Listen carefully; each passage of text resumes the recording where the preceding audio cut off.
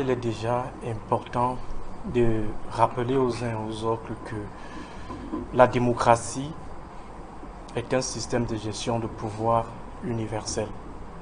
La démocratie a ses universaux, la démocratie a ses caractéristiques spécifiques, la démocratie a ses invariants.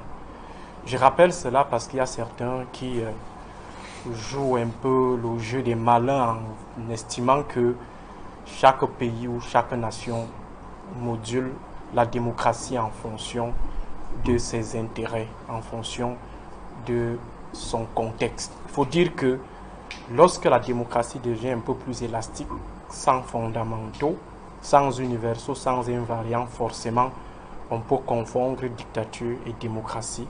On peut confondre système totalitaire au système démocratique sous prétexte que chacun modulerait la démocratie en fonction de son contexte. La démocratie a donc ses invariants. Et parmi les invariants de la démocratie, il y a plusieurs secteurs qu'on doit observer pour mieux les évaluer. D'abord au niveau des institutions. La démocratie commande un état de droit. Et un état de droit, c'est un état où le pouvoir arrête le pouvoir. C'est le préalable. Il doit y avoir un certain rapport de force prouvé entre le pouvoir judiciaire, le pouvoir exécutif, le pouvoir législatif. Est-ce qu'au Cameroun, nous avons cet équilibre de pouvoir? Non. On est plutôt dans un régime présidentiel monarchique, où l'institution présidentielle qui chapeaute l'exécutif est dominée par un homme qui finit par avoir toute sa puissance et sa domination sur les autres institutions. C'est lui qui fait finalement l'État. Il y a la question des droits de l'homme, toujours dans la logique de l'État de droit. Au Cameroun, il me semble que ce que le président nous a proposé en matière de respect des droits de l'homme, c'est tout simplement une certaine liberté de façade, une liberté sous caution, une liberté clôturée, une liberté encastrée ou encapsulée. Ça veut dire qu'il a défini un périmètre dans lequel vous devez vous exprimer. Dès que vous débordez ce périmètre, vous vous retrouvez en situation de hors-jeu. Or, en démocratie, ce n'est pas l'homme qui définit le périmètre, ce sont des institutions, c'est la loi qui définit le périmètre. La démocratie s'exprime également au niveau de la gouvernance. La gouvernance, c'est une gestion démocratisée de la chose publique. Et elle est conditionnée par deux éléments fondamentaux. L'élément de accountability, faire régulièrement les comptes, organiser les conférences de presse, produire des notes pour dire au peuple qu'est-ce qu'il y a. Il produit des comptes. Et il y a la notion d'accountability, c'est-à-dire rendre compte. Après avoir fait des comptes, il faut rendre compte. Est-ce que le président Biya, depuis 1990, est dans cette logique de faire des comptes et de rendre compte? Non. On l'a catégorisé comme un empereur. C'est lui qui dirige pour lui-même ou du moins pour son clan. Deuxième élément, toujours concernant la gouvernance, c'est la coproduction de l'action des politiques publiques, donc ce qu'on appelle action publique.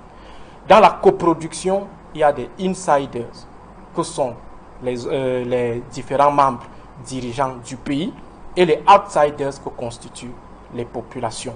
Est-ce qu'aujourd'hui, il y a coproduction de la gestion de l'État du Cameroun? Non, on a plutôt affaire à un système unilatéral ou un système autoritaire. Maintenant, on peut aller dans le champ du jeu électoral. Dans le jeu électoral, il y a ce qu'on appelle le régime électoral et le système électoral. Le régime électoral, c'est le paramétrage formel, juridique, du comment le jeu doit se dérouler. Ce que la loi dit, ce que les institutions doivent faire. Maintenant, il y a le système électoral qui tient en compte l'application de ces différents paramétrages au concret. Et à ce moment, il faut qu'on tienne compte du fait que de temps en temps, les acteurs en charge d'implémenter le régime électoral peuvent sortir du cadre de ce régime et mobiliser d'autres ressources. Je prendrai par exemple la question de la confusion entre le parti au pouvoir et l'État, ou entre les ressources du parti au pouvoir et les ressources de l'État. Ce sont des éléments à considérer dans l'analyse du système. Or, qu'est-ce qu'on veut nous faire savoir? C'est que le jeu obéit à la logique du régime électoral, ça veut dire ce qui est dit par la loi. Il y a également le fait qu'il existe une éthique en politique, comme il existe l'éthique républicaine, il y en a également dans le cadre de la démocratie, l'éthique. Certes, c'est vrai, du point de vue scientifique, l'alternance n'est pas une condition sine qua non en matière de démocratie. Parce qu'il peut y arriver que le peuple continue de plébisciter un seul individu. Maintenant, il y a une éthique, il y a une certaine moralité. Imaginez un seul instant, même si le Cameroun avait été une grande démocratie, qu'on dise à un petit Américain qu'ils ont à la tête de leur État quelqu'un qui a fait 40 ans. Ils ont à la tête de leur État quelqu'un qui a fait 50 ans. Je pense que cela n'est pas, j'allais dire, n'est pas assez élégant.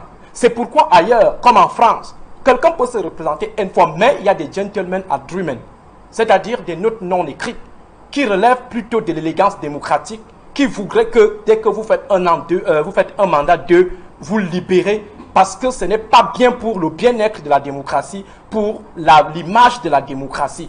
Et on n'a pas tenu compte de tout cela. Il y a par exemple la question de l'obésité. Il me semble que lorsque vous voulez proclamer, magnifier la démocratie quelque part, faites quand même des efforts qu'on ne se retrouve pas, par exemple, avec un parlement monocolore. C'est vrai, vous êtes trop fort. C'est vrai, vous avez toutes les ressources. Le peuple vous adoube. Mais pour l'image de la démocratie, faites des efforts de permettre aux autres de pouvoir glaner quelque chose. Donc, globalement, si on me pose la question de savoir est-ce que le président de la République a finalement atteint son objectif de démocratisation, je dirais tout simplement non. Et là, je vais rappeler la question de la consolidation de la démocratie.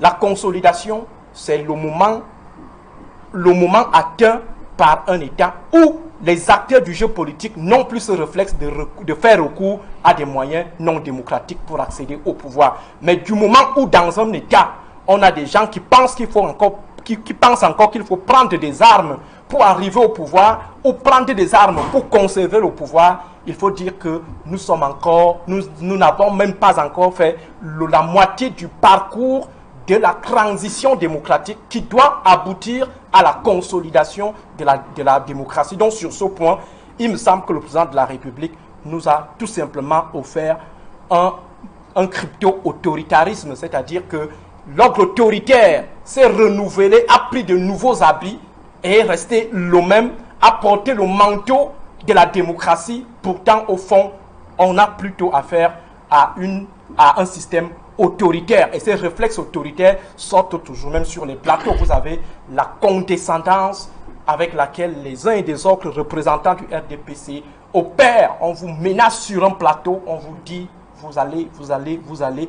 Donc, pour moi, le président de la République aurait pu peut-être obtenir des résultats sur ce pan, étant donné qu'il bénéficie quand même d'une assise populaire. Il faut le reconnaître, même si cette assise est beaucoup plus conditionnée par des logiques de corruption et de tribalisme. Parce que lorsqu'on dit par exemple que Biya, personne ne peut battre Biya dans le sud, ce n'est pas parce qu'il est aimé là-bas, c'est parce qu'on va le voter par tribalisme. Si on vous dit qu'on ne peut pas battre Biya dans la Léquier, ce n'est pas parce qu'il est aimé, c'est par rapport au tribalisme. Mais toujours est-il qu'on va voter pour lui, tout simplement parce qu'on estime que c'est lui qui est l'enfant du village.